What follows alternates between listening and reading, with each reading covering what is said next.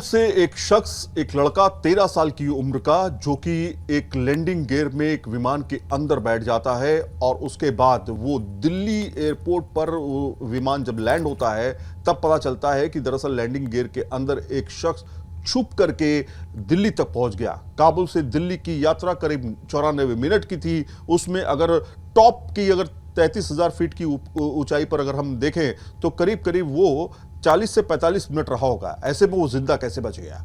ये हम जहां पर इस समय मौजूद हैं, आप ये समझिए कि विमान का कॉकपिट है, सिमुलेटर है, जहां पर हम आलोक सर से बातचीत करेंगे और इनसे समझना चाहेंगे कि आखिर ऐसे कैसे हो गया कि एक शख्स जो है जिंदा बच करके विमान के लैंडिंग गियर के अंदर बैठ करके आ जाता है। आलोक सर, सबसे न्यूज नेशन पे आपका स्वागत है। सबसे पहला सवाल तो सर यही है कि क्या ऐसा संभव है कि एक शख्स 13 साल का वो इस जगह पे छुप करके लैंडिंग गियर में आ जाता है? और जी, सबसे बड़ी बात तो ये बहुत बड़ा सिक्योरिटी लैप्स है अफ़गानिस्तान में। जिस तरीके से ये दर्शाता है कि वहाँ पे एयरपोर्ट पे इस तरह की अच्छी सिक्योरिटी नहीं है, तभी वो लड़का एक एयरक्राफ्ट के व्हील बे में पहुँच गया।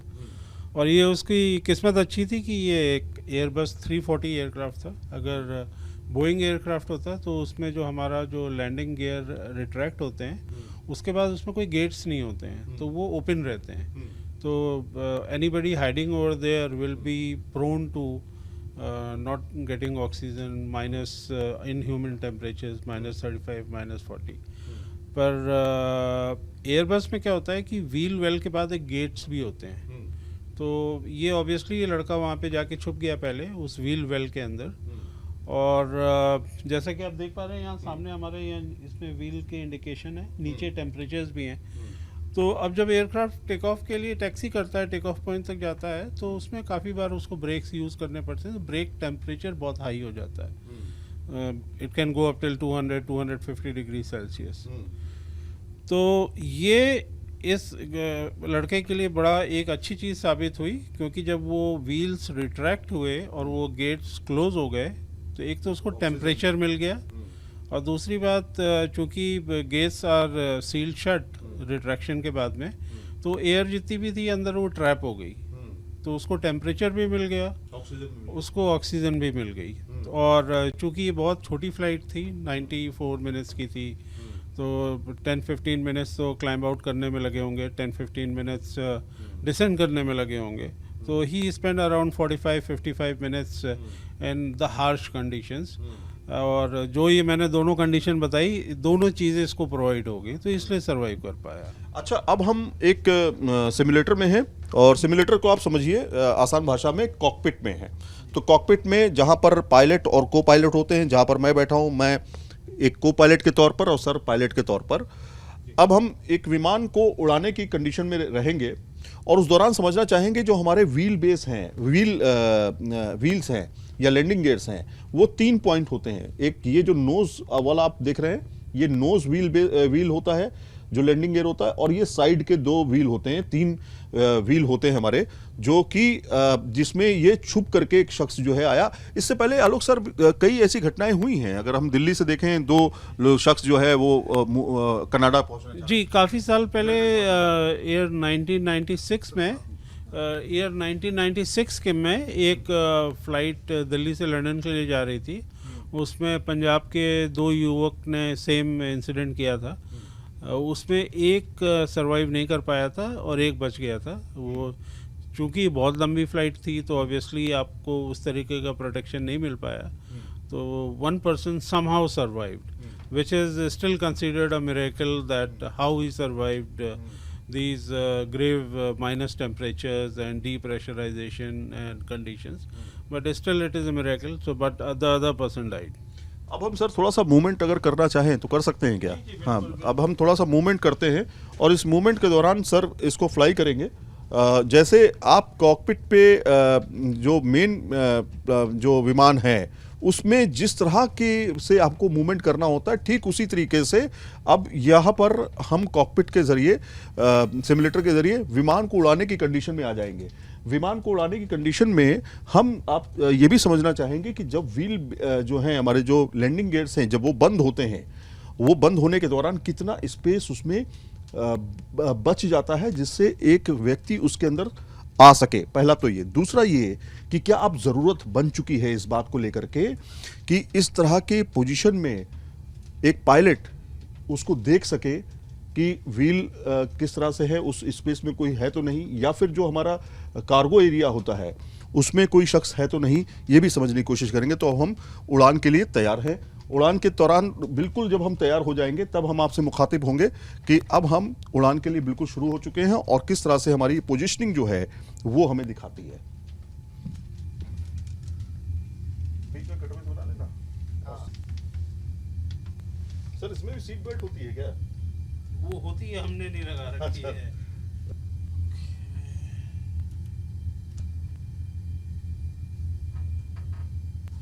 तो ये आप देख रहे हैं यहाँ पे ये टेम्परेचर हैं अभी 30 डिग्री सेल्सियस है। अभी देखिए टेम्परेचर की बात कर रहे थे, तो टेम्परेचर यहाँ पे आप 30 डिग्री सेल्सियस आप देख रहे हैं। ये व्हील्स के टेम्परेचर हैं या व्हील टेम्परेचर्स हैं। अच्छा, व्हील टेम्परेचर है।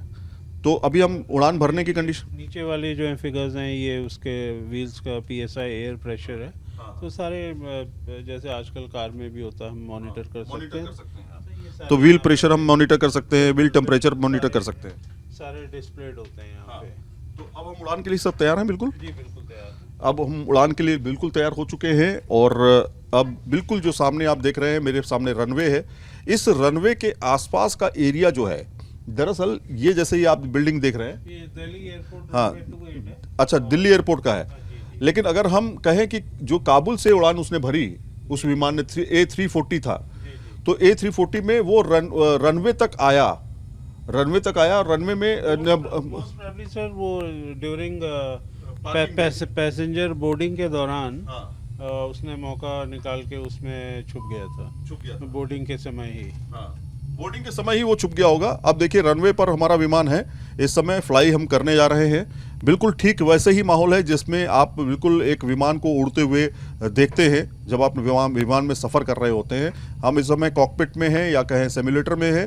तो अब देखिए हमारा विमान जो है कितनी स्पीड सर ले चुका है? अभी ये लगभग 80 नॉट से लगभग 100 किलोमीटर पर आवर के आसपास। अच्छा, इस रफ्तार में भी अगर आप देखें तो जब विमान रनवे पर होता है तब मैक्सिमम स्पीड कितनी जाती है सर? ये काफ़ी सारे फैक्टर्स पर डिपेंड करता है इसमें कि एयरक्राफ्ट का वेट क्या है, आउटसाइड एयर टेम्परेचर क्या है। अगर हम लगभग 160 किलोमीटर प्रति घंटे के हिसाब से टेक ऑफ करता है। तो देखिए 160 किलोमीटर प्रति घंटे की रफ्तार से टेक ऑफ करता है। ये भी 160 किलोमीटर प्रति घंटे की रफ्तार पर धीरे धीरे पहुंच रहा है और हम अब टेक ऑफ लगभग करने की कंडीशन में आ चुके हैं और इसमें बहुत ज़्यादा समय नहीं लगता है। ऐसे में अब देखिए ये विमान जो है टेक ऑफ कर चुका है। हम इस समय विमान के अंदर या कहें सिम्युलेटर के अंदर है। बिल्कुल वैसे ही माहौल है जैसा वहाँ पर फील होता है आपको। और सर पायलट हैं और बाकायदा ये देख रहे हैं। ये देखिए अब देखिए सर लैंडिंग गियर जो है हमारे, लैंडिंग गियर ये अप कर दिए हैं। लैंडिंग गियर अप कर दिए गए। इंडिकेशन में आप देखेंगे तो ये रेड हो गया है सिग्नल। अच्छा, ये देखिए रेड हो गया है, यानी कि ये लैंडिंग गियर बंद हो गए हैं। जी जी। तो ये जो अपना सिम्युलेटर है सर किस मॉडल का है? ये Airbus 320 है। अच्छा, Airbus 320 है। लगभग उसी उसमें भी बंद हो जाता है अगर हम देखें। बिल्कुल बिल्कुल सेम Airbus 320 Airbus सीरीज के जितने भी एयरक्राफ्ट हैं जी जी, they are manufactured on the same principle. तो उसमें व्हील वेल का ये सेम सिस्टम होता अब है। हम इस पोजीशन में बैठ जाते हैं थोड़ा सा। जी। यहाँ पे अब देखिए आप विमान जो है ऑटो पायलट कर दीजिए सर इसको। ऑटो पायलट हो चुका है विमान। और अब आपको हम यहाँ से दिखाते हैं कि ये नॉब जो है सर, ये नॉब है आपको ऊपर करने की, मतलब जब हम पहिए को ऊपर करते हैं। बिल्कुल बिल्कुल, ये लैंडिंग गियर को ऊपर करने के लिए है। और ये सामने आपका व्हील पेज डिस्प्लेड है। तो आप देख सकते हैं इसमें अब ये डैश लाइन आ गई। ये आपके गेट्स हैं जो कि क्लोज हो गए हैं। तो ये यहाँ पे दर्शा रहा है कि आपके व्हील्स अंदर जा चुके हैं और उसके बाद जो उसके गेट्स हैं, डोर्स हैं, वो भी क्लोज हो चुके हैं। ये देखिए आप थोड़ा सा पहिए टाइप का ही आपको दिख रहा होगा, जिससे आपको ये पता चलता है कि लैंडिंग गेट्स जो हैं वो ऊपर जा चुके हैं। यहाँ पे अप लिखा हुआ है, यहाँ पे डाउन लिखा हुआ है। जब हमें नीचे उतरना होता है या लैंडिंग करनी होती है तो इसे डाउन करना पड़ता होगा। ये डाउन करने के समय हमारी ऊंचाई कितनी होती है सर? लगभग जमीन से 100 फीट। जमीन से 100 फीट। करेक्शन, जब हम टेक ऑफ कर रहे हैं तो हम लगभग जैसे ही पॉजिटिव रेट ऑफ क्लाइंब आता है 50 फीट से लेके 100 फीट के आसपास उस समय ऊपर कर दिए जाते हैं। और जब हम लैंडिंग कर रहे होते हैं उस समय तो लगभग 1500 फीट के आसपास हम इनको डाउन कर देते हैं। अच्छा 1500 फीट जमीन से जो हमारी ऊंचाई है 1500। शख्स था उसके अंदर, जब हम लैंडिंग गियर डाउन कर रहे होते हैं तब क्या गिरने के चांसेस थे उसके? नहीं, वो व्हील वेल में इतनी इतनी स्पेस होती है कि वो किसी तरीके से चिप गया होगा, ओटले रखी होगी ताकि नहीं। ओटले रखी होगी, लेकिन हवा का प्रेशर रहता है अंदर? नहीं, हवा का प्रेशर उस लेवल पे आके नहीं होता इतना ज़्यादा। जी जी। और ऑक्सीजन का भी नहीं होता होगा? हाँ, नीचे आते वक्त तो ऑक्सीजन का भी नहीं है। इसीलिए वो एक तरह से सरवाइव कर पाया, अपने आप को उसने अपने आप को बचाया। लेकिन एक बड़ा थ्रेट भी इसके साथ जो है वो शुरू हो चुका है। अब सर सवाल खड़ा ये होता है कि क्या हमें लैंडिंग गियर्स या फिर जो हमारा कार्गो एरिया होता है जहां पे हमारा सामान रखा होता है उसमें भी अब सिक्योरिटी को बढ़ाने की जरूरत है? अब देखिए, बेसिकली एक एयरक्राफ्ट में तो बहुत सारी इस तरीके की जगह होती हैं, आपके मल्टीपल कार्गो जोन्स होते हैं अलग अलग, तो ये तो काफ़ी लंबी चौड़ी बात हो जाएगी। बेसिकली मेन तो हमें इस चीज़ में ध्यान रखना है कि हमारा एयरक्राफ्ट का जो एरिया है, जो एप्रन एरिया है, वो एकदम सिक्योर और स्टरलाइज रहे। और हमें ये भी ध्यान रखना होगा कि जहाँ से ये एयरक्राफ्ट आ रहे हैं, क्योंकि आज अफ़गानिस्तान में ऑब्वियसली सिक्योरिटी लैप्स हुआ है, तो वहाँ पे जाकर के वो विमान में छिप गया है। आज एक 13 साल का लड़का था, लेकिन कल को एक टेररिस्ट भी छिप सकता है और कोई एक बड़ी दुर्घटना घटित हो सकती है। तो हमें इस चीज़ का बहुत ध्यान रखना होगा कि जो एयरक्राफ्ट जिस कंट्री से आ रहा है वहाँ पे भी सुरक्षा मेंटेन की जाए। अच्छा, 2-3 पॉइंट बता दीजिए सर। टेम्परेचर क्या होता है, इसी पोजीशन पर रखिए। टेम्परेचर क्या होता है और सरवाइव करने के चांसेस कितने प्रतिशत रहते हैं इतनी ऊंचाई पर? टेम्परेचर तो इस एल्टीट्यूड पे लगभग -35 से -45 डिग्री सेल्सियस होता है, जो मानव के लिए ठीक नहीं। बिल्कुल बिल्कुल it is impossible for human to survive. और 10,000 के फीट के ऊपर ह्यूमन को ऑक्सीजन की रिक्वायरमेंट होती है, और 14,000 फीट के ऊपर तो निश्चित तौर पे आधे घंटे से ज़्यादा समय व्यतीत नहीं कर सकता कोई भी ह्यूमन। जिसका अगर लंग्स भी अच्छा हो, सब कुछ अच्छा हो, तो बिल्कुल जी। 14,000 फीट के ऊपर तो सरवाइव करना बहुत मुश्किल है, आधे घंटे से ऊपर, और उसके ऊपर तो फिर पॉसिबल ही नहीं है। जी जी जी, बिल्कुल। तो ये आप देखिए, इस समय हम बाकायदा उड़ान की कंडीशन में हैं। हम मेरे ख्याल से लैंडिंग कर सकते हैं सर, अगर करना चाहें तो। अब हम लैंडिंग के पोजीशन के दौरान आपको बताएंगे कि लैंडिंग गियर कब हमें डाउन करने होते हैं, कब वो शख्स लैंडिंग डाउन होने के समय में बाकायदा उसका जो अंदर का कह सकते हैं डोर है वो खुल गया होगा, और उस समय भी वो सरवाइव कर गया। टैक्सी बे तक वो पहुंच गया, और टैक्सी बे पे CISF के हवाले उसको किया गया।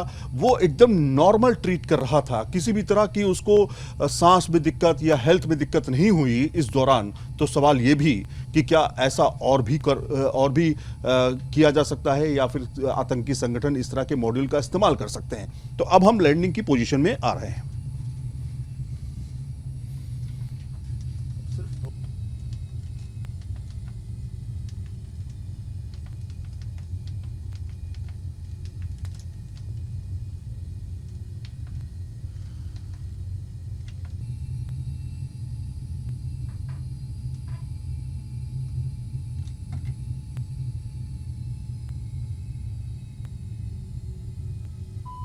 हाँ, 2000।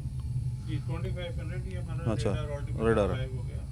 तो अब हम लैंडिंग की पोजीशन में आ चुके हैं, और लैंडिंग के दौरान लैंडिंग गियर्स भी डाउन होंगे, लेकिन उससे थोड़ी सी पहले हम पहुंचे हुए हैं। 2000 फीट की ऊंचाई पर हैं हम अभी, और बिल्कुल करीब आ चुके हैं सर। जी, अब हम लगभग 6 नॉटिकल माइल्स हैं। रनवे आप सामने देख पा रहे हैं, दिल्ली का रनवे 28 है, और इस वक्त हम जाकर के लैंडिंग गियर डाउन करेंगे। अभी देखिए लैंडिंग गियर को डाउन किया जा रहा है। यहाँ पे आप देखिए, ये लैंडिंग गियर को डाउन कर दिया गया है। ये व्हील ट्रांजिट में आपने देखा होगा रेड कलर में, यहाँ पे देखिए व्हील, गेट्स खुल गए हैं।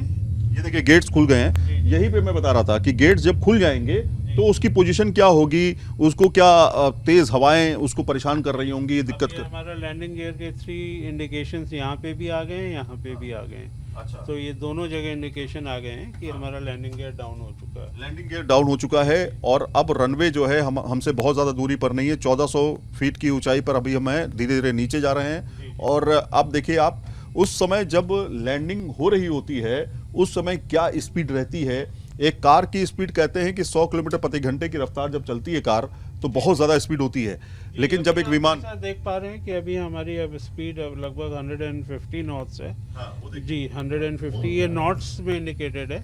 तो लगभग 175 किलोमीटर पर आवर लैंडिंग के समय में। जी जी बिल्कुल। और उस दौरान भी कुछ नहीं हुआ उसको। नहीं, क्योंकि वो आप देख पा रहे हैं तो पोजीशन ले ली उसने, ओट ले करके वो अपने आप को सेफ गार्ड कर लिया। तो इसीलिए बच पाया वो। अच्छा सर, एक सवाल मेरे जहन में है कि आवाज भी तो बहुत तेज होती है बाहर। हाँ बिल्कुल, हवा की बिल्कुल आवाज होगी जो कि काफी अनबेरेबल भी होगी। पर उसको भी सहन कर गया। बिल्कुल उसको सहन कर गया वो। जी जी। तो एक बड़ी बात है कि आपने हवा को मात दे दी, आपने आवाज को मात दे दी, आपने टेम्परेचर को मात दे दी, और आपने साफ तौर पे मतलब एक तरह से दिमागी वो रहता है ना कि इतनी ऊंचाई पर डर है, हार्ट अटैक भी। दो कंडीशंस बताई जैसे कि, तो उसको चूंकि दो चीजें मिल गई, एक तो जो व्हील्स का जो टेम्परेचर था वो मिल गया, और उसके बाद जब गेट्स शट डाउन हुए तो उसको टेम्परेचर वो मेंटेन रहा, प्लस एयर भी लॉक हो गई तो उसको ऑक्सीजन भी मिलती रही। तो अब देखिए लैंडिंग होने जा रही है, यहाँ पे आप रनवे देख रहे हैं, ये देखिए लैंडिंग हो चुकी है। विमान जो है रनवे पर बस आ ही गया है, लगभग आ गया रनवे पर। सर रनवे पे आ गया है। आप देखिए स्पीड धीरे धीरे डाउन हो रही है, लेकिन टॉप स्पीड जो रही होगी 170 किलोमीटर प्रति घंटे की रफ्तार तक रही होगी, वो धीरे धीरे डाउन हो रही है। और लैंडिंग गेट्स ओपन हो चुके ही थे, पहले मैं आपको बताया। उस समय के दौरान, उस समय के बाद जो है किस तरह की स्थिति रही होगी उसको भी मीट आउट किया उसने और अपने आप को सेव कर दिया। इस तरह का एक बड़ा खतरा अब सामने मंडराने लगा है।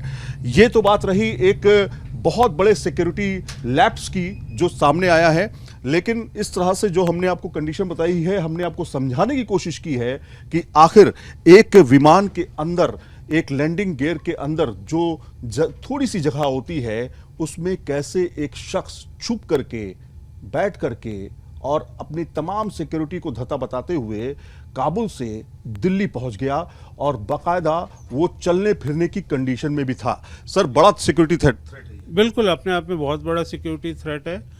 आपको ध्यान होगा काफ़ी सालों पहले नेपाल में से कुछ इस तरीके की घटना हुई थी कि जहां नेपाल में से कुछ हथियार जो एयरक्राफ्ट के अंदर स्मगल किए गए थे, तब से लेके आज तक नेपाल में सेकेंडरी SLPC होते हैं, जिसको कि हम बोलते हैं सेकेंडरी लैडर पॉइंट चेक। तो सारी सिक्योरिटी क्रॉस करने के बाद भी दोबारा पैसेंजर्स की चेकिंग की जाती है, जो भी एयरक्राफ्ट इंडिया आ रहा होता है। तो अभी हमें इस तरह की कुछ ज़रूरत है कि जिन देशों से इस तरह की दुर्घटनाओं की संभावना है, तो हमें वहाँ पे कुछ इस तरह के बिल्कुल डबल चेक्स इंट्रोड्यूस करने की ज़रूरत है। डबल चेक्स इंट्रोड्यूस करने की ज़रूरत है, और इस तरह से कोई भी आतंकी संगठन का मॉड्यूल जो है वो ऐसी जगहों पर आकर के कहीं ना कहीं हमें, हमारे देश को, हमारी सिक्योरिटी को नुकसान भी पहुंचा सकता है। वीडियो जर्नलिस्ट राकेश चौहान के साथ सैयद आमिर हुसैन, न्यूज़ नेशन, दिल्ली।